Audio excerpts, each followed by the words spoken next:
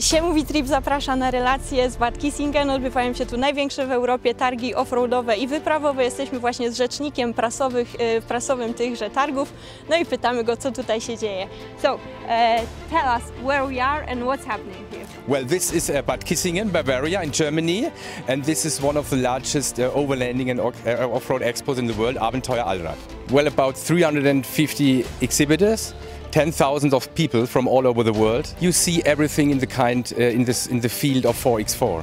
Expedition mobiles, outdoor equipment, all the things. Yeah, so we can just see and buy everything here for the expedition mobile, yeah? You can see, you can just buy, and in some cases you can also test. You can test and drive.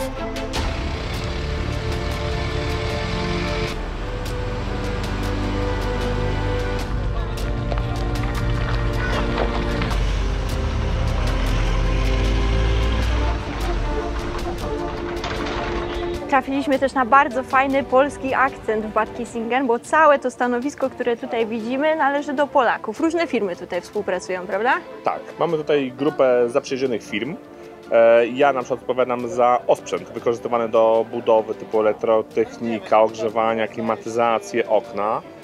A jest również firma Independo, która zajmuje się budową takich kontenerów, które później trafiają do klientów w całej Europie. Okej, no i mamy też jeszcze inne elementy, bo to kontener, właśnie w takim gotowym kontenerze znajduje się ten osprzęt, który Ty dystrybuujesz, prawda? Ale są też innego rodzaju kontenery. Tu mamy takie nadbudowy na pick-upy, są różne prawda? pomysły, które cały czas się realizują. Tu są właśnie takie zabudowy laminatowe do pick-upów.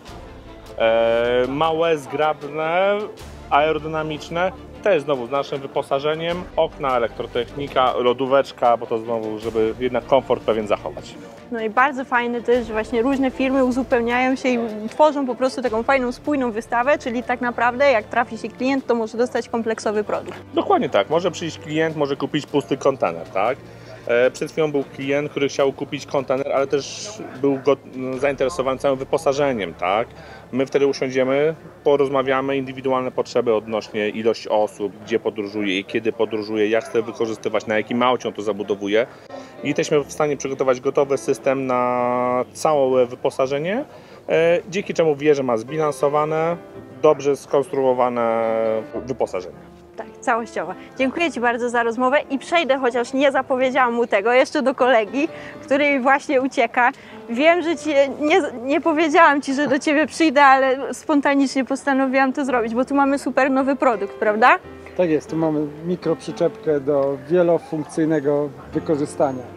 Z jednej strony jest to przyczepka, większy namiot, ale z drugiej strony jest to też rzecz do przewożenia chociażby, nie wiem, rowerów, nawet mebli przywiezienia z Ikei, czy wrzucenia jakichś kładów do środka. I co się tam w środku znajduje, tak na takim podstawowym wyposażeniu? Podstawowe wyposażenie jest tak naprawdę łóżko, bo to cel jest tego, żeby to był większy namiot. Ale mamy tutaj kuchnię, pewnie da się wziąć prysznic, tak? Tak, to jest opcja pierwsza. Mamy 3 wielkości, jak widać tutaj. Opcjonalnie jest prysznic w przyszłości, opcjonalnie jest też ogrzewanie i tak dalej. Ale chodzi o to, żeby to było minimalizm.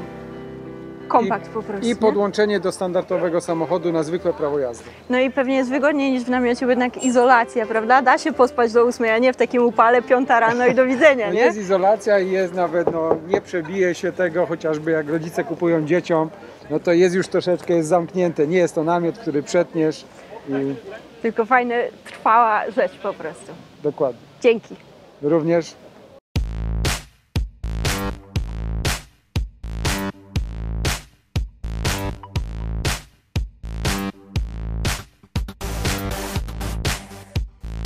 Trafiliśmy też na polskiego producenta przyczep kempingowych, takich do offroadu, nazywa się Maturi i wystawia się tutaj w Bad Kissingen na największych targach offroadowych. No i z czym się prezentujecie?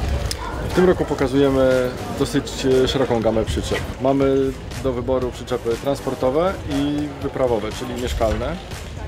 Z tego mieszkalne dzielimy jeszcze na kilka typów, to znaczy mamy przyczepę ze sklejki, mamy przyczepę z sandwicha i też wyróżniamy się różnym rodzajem zawieszenia. Okej, i taka przyczepa dla kogo ona jest? Ile ona może osób pomieścić i co się w niej znajduje? Dla każdego. Przyczepa jest dla każdego. Może być i dla młodych, zwariowanych ludzi, jak i dla emerytów. Tak naprawdę nic nas nie ogranicza oprócz wyobraźni. Zmieścić może 2 dorosłe osoby w części sypialnej albo 2 osoby z małym dzieckiem. No i mamy jeszcze możliwość założenia namiotu dachowego, gdzie mogą spać kolejne 2 lub nawet 3 osoby. I to jest tak naprawdę offroadowa przyczepa, prawda? Tak, dzięki swojemu zawieszeniu jest w pełni offroadową przyczepą, czyli pojedzie wszędzie tam, gdzie auto. W pewnej węgierskiej firmie kupiliśmy trapy. Siemu jest szczęśliwym posiadaczem, długo się zastanawiał, czy je kupić, czy nie kupić. W sumie w zeszłym roku też je oglądaliśmy, ale dopiero teraz się zdecydowaliśmy. No i mamy to, cieszymy się. No i w ogóle pan Węgier, który ma siedzibę swoją w Budapeszcie, powiedział, że jak już zbudujemy naszego Mercedesa, spodobał mu się po prostu, to zaprosił nas, możemy sobie zaparkować u niego w siedzibie firmy, wymienić wodę, napełnić i po prostu zwiedzać Budapeszt, zostając u niego. Także super sprawa, bardzo miła. Na pewno skorzystamy.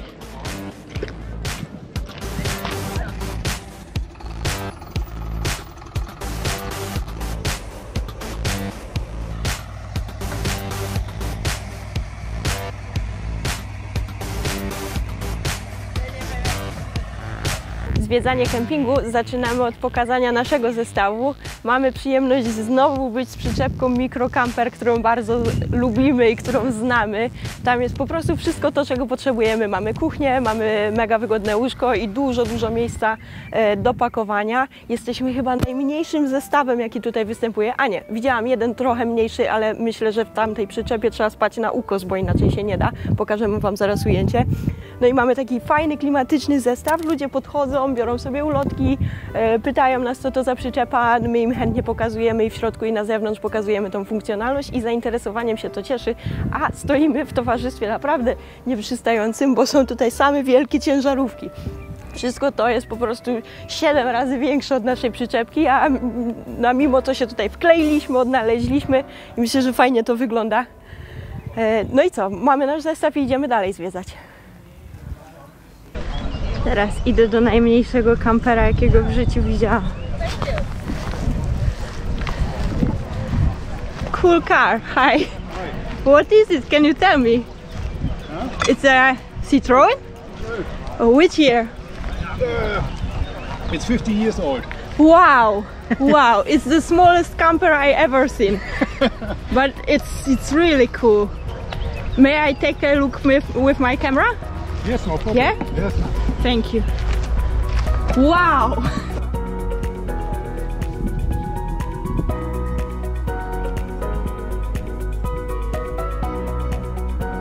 Okay, so tell us about yourself and your truck. Okay, we're standing right in front of Paula, that's her name, and Sabine, who's just back there with me, just found that truck about 15 years ago, and we had no idea about overlanding. We just started traveling and we gave us like a time gap of 3 years, but finally we ended up traveling 6 years and like rolling all around the world with that truck. Where were you?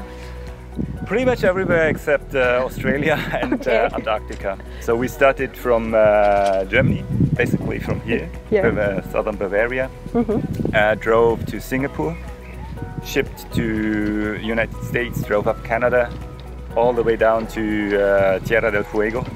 Sorry, I'm envy.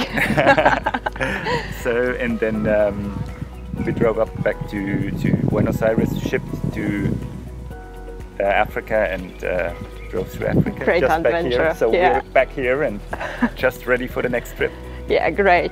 And how is it to travel with this big truck? Is it, I don't know, noisy or something's wrong or anything, everything is perfect? Well, basically, like I think every car, every option has its up and down sides. Yeah. So the bigger you get, the better it is when you're not driving.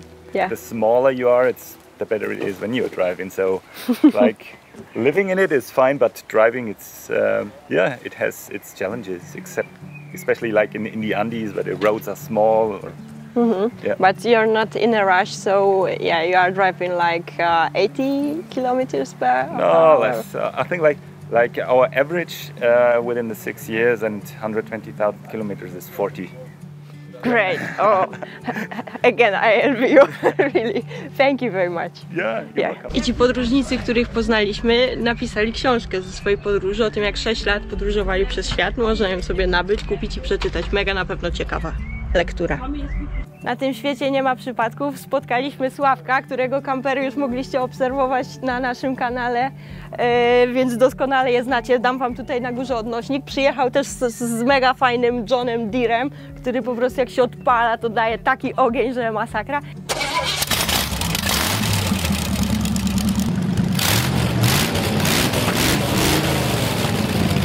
I trafiliśmy akurat na osoby, które są zainteresowane wymianą.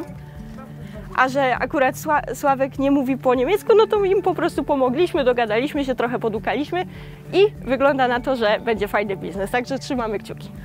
Ważnym segmentem tutaj w Bad Kissingen są wozy postrażackie przerabiane na campervany i samochody wyprawowe i widać, że ludzie ich nie przemalowują, zostawiają tak jak są, tylko sobie aranżują jakoś środek i to naprawdę sporo takich samochodów tu widać przeróżnej marki, no ale to nas nie dziwi, każdy chce jechać postrażackim samochodem, który zazwyczaj jest bardzo zadbany, serwisowany, ma niski przebieg i są po prostu w dobrym stanie, więc jak się trafia taka okazja, to wszyscy je kupują i sobie fajnie aranżują po swojemu. Kończymy relację z Bad Kissingen i tak nie jesteśmy w stanie wam wszystkiego pokazać. Przyjedźcie tutaj w następnym roku i zobaczcie sami. Muszę przyznać, że troszeczkę jedyne co mnie rozczarowało to mała ilość kaczek. A takiej 4x4 żadnej nie widzieliśmy. Chcieliśmy się trochę poinspirować. Wszystkie, które tu widzieliśmy, czyli 3, to są blaszaki tego typu.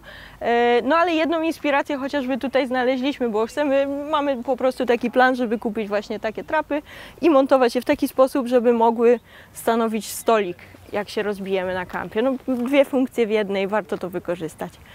Do zobaczenia.